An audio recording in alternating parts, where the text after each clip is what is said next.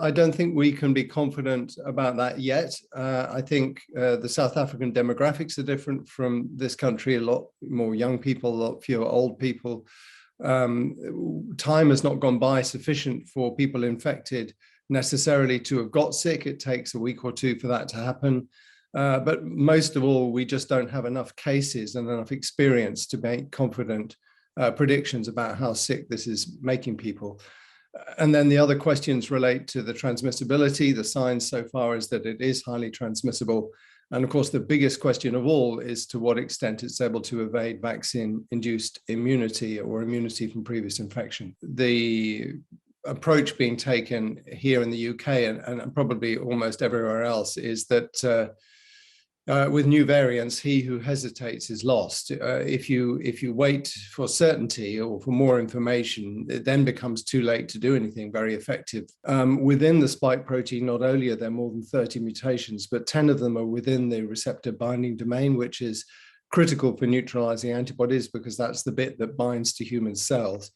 And of the 4 domains that are known to be epitopes for neutralizing antibody, 3 are affected.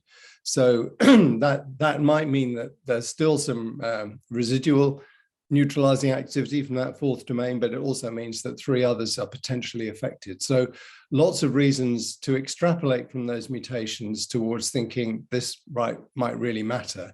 The most immediate thing that can be done and that will be being done right now is to take sera, that is blood samples from people who've had infection and who've had vaccination with the different vaccines and are known to have high titers of antibodies that neutralize the previous variants, Delta, Alpha, and Wuhan, and now put those antibodies in the test tube with this new Omicron variant and see whether and how well they prevent this virus strain from infecting human cells. If you've had the infection or had vaccination, you're likely to be protected to some extent, although we just don't know how well. The principle behind giving more vaccine doses to people who've already had them is that will jack up the level of antibodies in your blood. And if the antibodies are working less well, the only way you can tackle that is by having more of them.